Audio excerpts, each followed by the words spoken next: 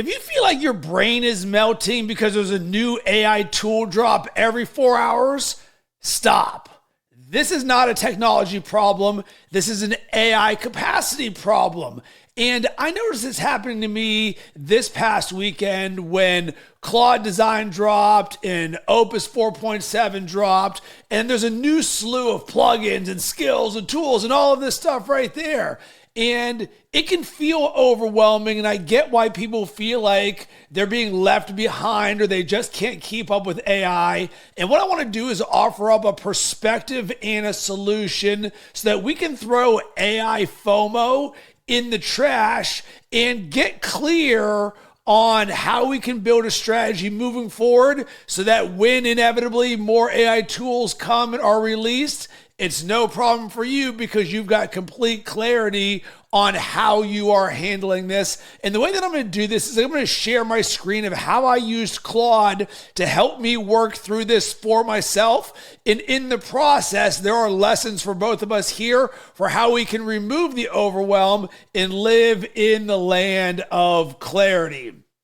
So let's start right here, and you're seeing legitimately what I did. So I had an insight. So Opus 4.7 dropped, and at the same time, like a day later, Claude Design dropped. And I started to see in my Twitter feed, the For You, it's like, oh, look, here's how we're using Hyperframe to design websites and all of this stuff. And it dawned on me, despite being the person who gets all of this, who uses AI on a high level on an everyday basis, I understand all of it there.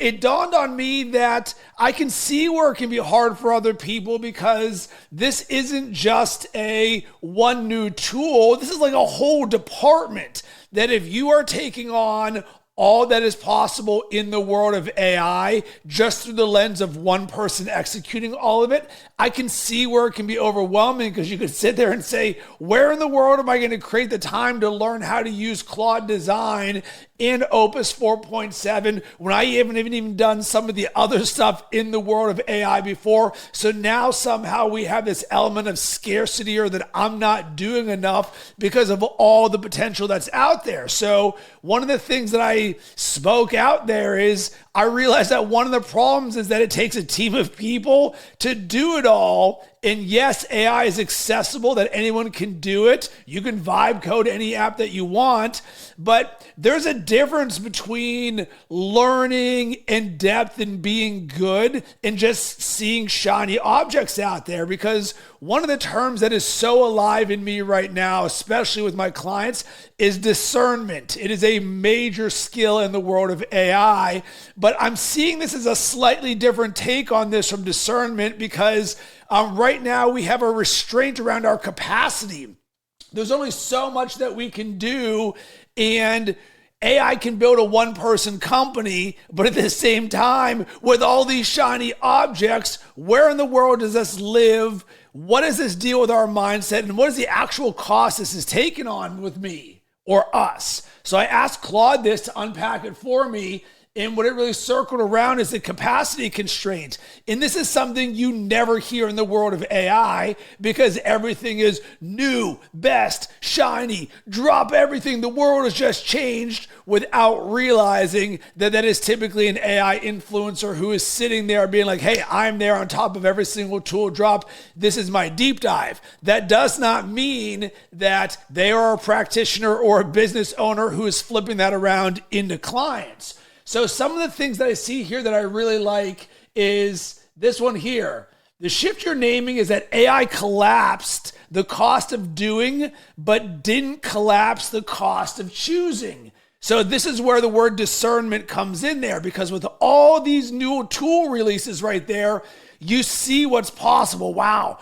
All of these choices, and if I'm not doing one, man, was this a thing that could have unlocked the next level for my brand or my marketing, or should I be using Canva, or should I be using Claude Design, and how does all of this come in here, right? You got marketing, design, engineering, research, that the tools right now, they're free or they're cheap, but there's a learning curve, there is taste, and then there's orchestration for how you're doing this as a business owner or as a leader.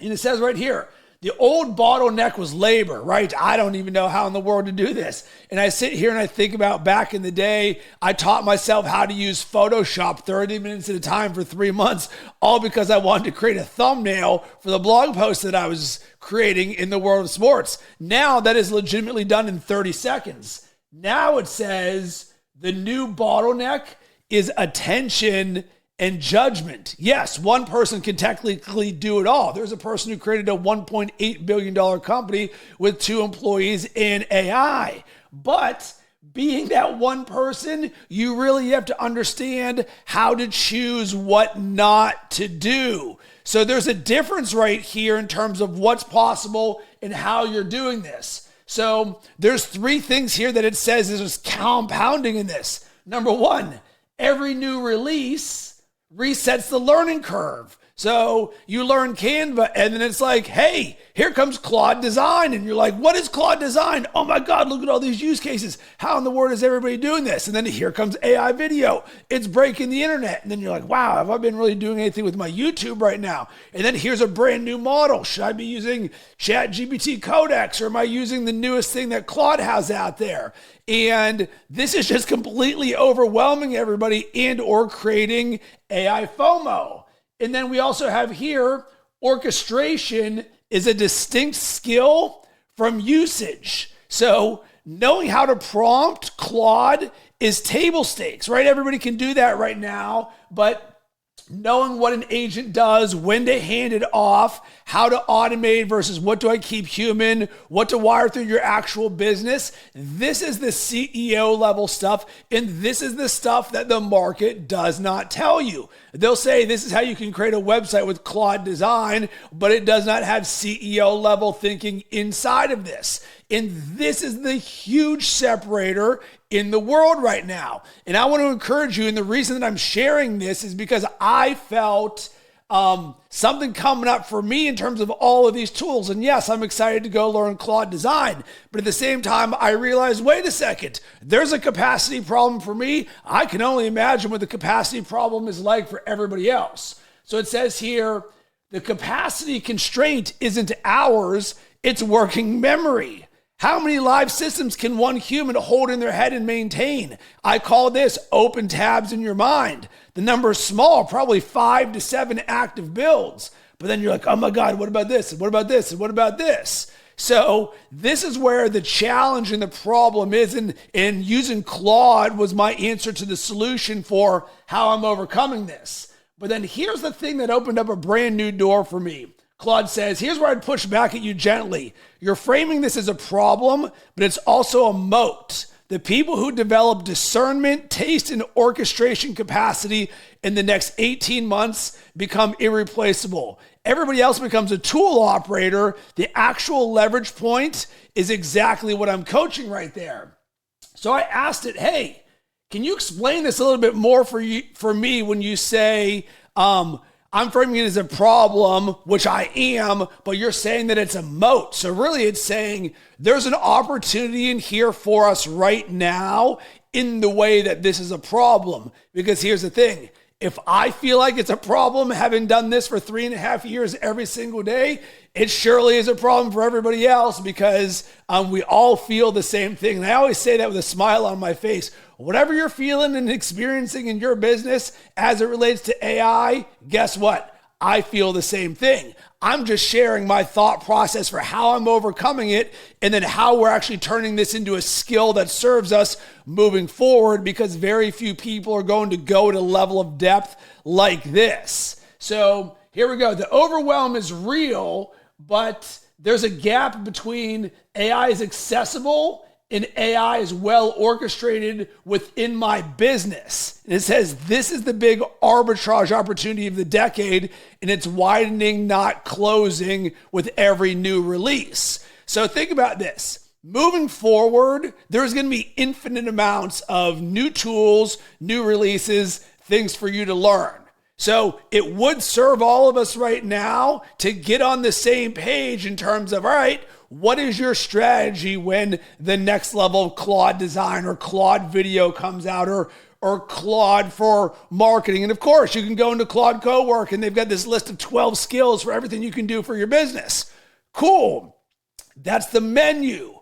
But I want you to start thinking about this like a practitioner, somebody who's very pragmatic about the ways that they are using this to grow their business. One of the things that I truly believe in having a human first perspective in the world of AI is coming from an inside out perspective, not outside in. And what I mean by this is so often you'll see, here's our 250 skill prompt pack. And it's like, wow, look at all these possibilities. I'm overwhelmed. I don't even know where to start. How in the world am I going to create all the time to integrate this into my business? Versus the way that I do this is from an inside out perspective where I am actively doing things for my business and growing them. And then from there, that's where I'm creating the tools or the skills. And I think the best example for me is the way that I'm using Claude skills right now. And I'll even show you briefly while we do a little detour here of how in the world I am doing this, because it's going to be very reflective of what I'm teaching right here is my skills that I create are created in real time, oftentimes with my clients or as the way that I'm building my business. So for example, right here, the first one I have is what I call the Wayne Gretzky Pain Finder. And I was on a client call and we were talking about, man, imagine if we had the ability to see the pain of inaction or not doing something in the world of AI 3 months, 6 months, or 12 months down the road, and our ability to take a transcript, use this skill, and then it'll be like, hey, if you don't do this thing, here's the pain that you might not see that's going to happen 3 months, 6 months, and 12 months from now.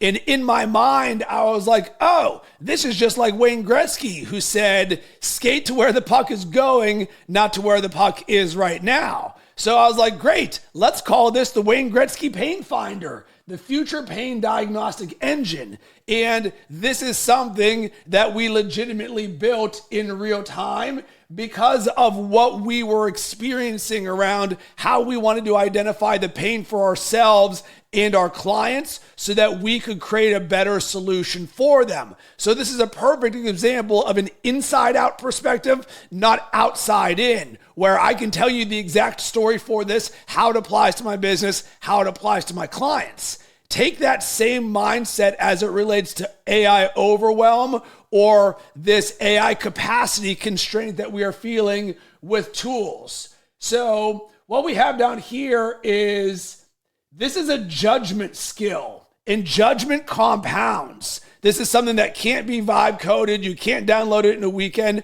It takes reps and scars and enough lived experience to know what breaks in production. So this is where you're going to want to be a practitioner here, to where you're like, all right, what am I doing in my business? What is the best tool for this for me right now? And go from there. Because I've talked many times that I don't particularly care about product upgrades. Oh my God, here comes Opus 4.7 when we're on 4.6.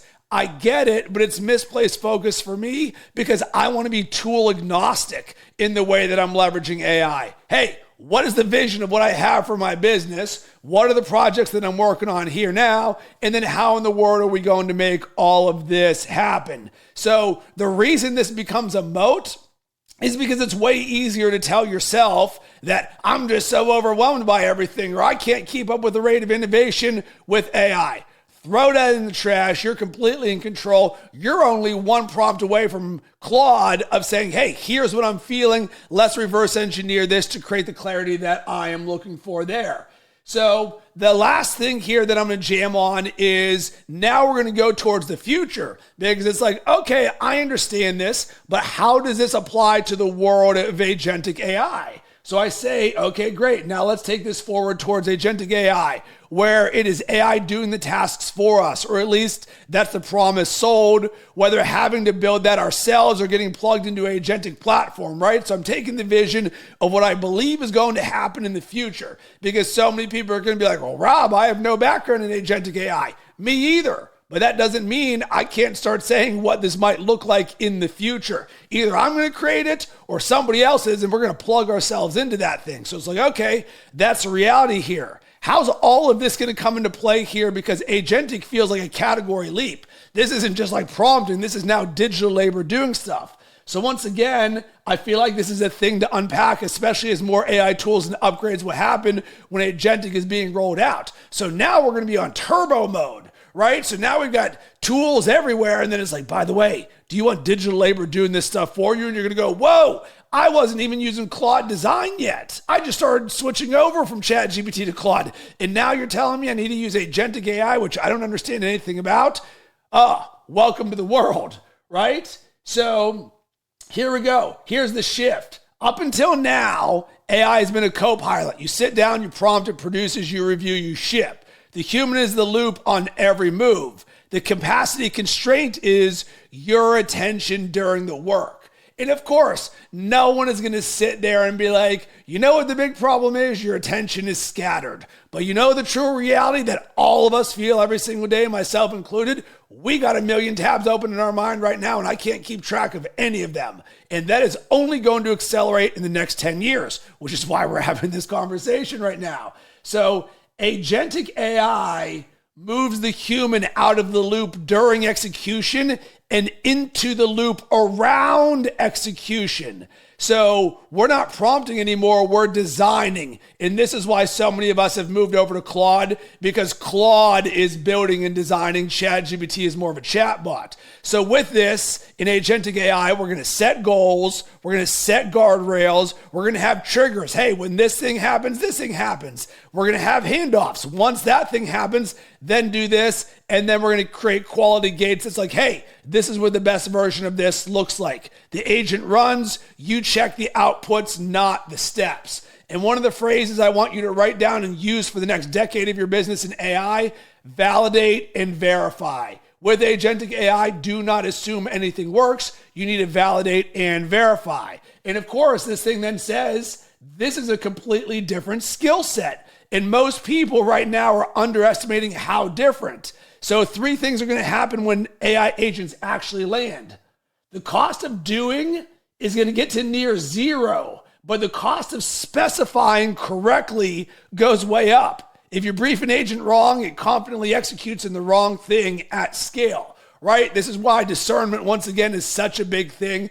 And this is why you want to have that systems mindset there. So the stakes of clarity right here go up 10x. Because the more clear you are, the better your data, the more an AI agent can do something. It's why I built out the gold vault in Notion, my single source of truth. If you're sitting here and your digital garden is messy, you got stuff in Google Drive and Dropbox and on your phone and in your head and not written down, that's going to be the massive hole in your boat. Go to robcressy.com/gold vault. It will change the next decade of your business. The next thing here, trust becomes the new bottleneck, not capability. Trust. You can't hand off to an agent something that you have not validated, right? So having this murky idea of what to do next does not allow digital labor to work for you. This is why, once again, we want to be crystal clear on our thinking, right? And this is not what most people teach, but I'm telling you from experience, having done this for 1,200 straight days, thinking is the name of the game for all of AI. Because I've got no background in this except for being all in on this for 3.5 years.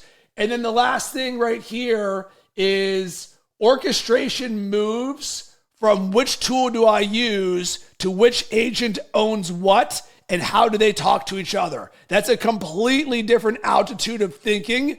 And it's closer to being the GM of a sports team than it is a solo operator, because each agent will have its own role, scope, handoff point, and the human becomes the coach or the orchestrator, not just the player. So I wanted to share this perspective with you for a few reasons. Number one, to show you how I actually coach myself to overcome the own problems that I have around AI capacity and AI FOMO, all in the name of creating clarity of thinking and execution in my business, and you can too. Because if you can throw away for the rest of your life that you're never overwhelmed by AI, you never feel behind, and you never sit there being like, oh my God, look at all these things that people are doing, understand that just because somebody posts something does not mean that they are a practitioner in doing this in their business, because this is a full spectrum loop. The name of the game is, how do I turn $1 into $1.50? How am I leveraging AI to grow my business? And for you and I, we are doing so in a heart first, human first perspective that leads with our vision, our values, and our goals. Because we want to go from being in that consumer mindset to being in a producer mindset. Hey, how are the tools that we are using in AI serving us? It's not just about consuming all of what's possible. Nah, give me those things that I'm actually doing in real time from that inside out perspective. That way you're not sitting there being like, oh, I just got to go and find the next big thing. You're sitting there and creating the next big version of yourself and your business. In this clarity of thinking and clarity of systems and process, this is the driver of the next level, especially as agentic AI gets here. So I would love to hear from you. Number one, are you feeling and experiencing everything that I am right now with AI in terms of the tool drops and wow, just so much going on right there? And then number two, what's that gift you're going to give yourself in the name of clarity? And hit me up at Rob Cressy on Instagram, on LinkedIn. I want to be a champion for you on all of this, help you go from good to great with AI. Sending tons of love and good vibes your way. Here's to having an amazing rest of the day.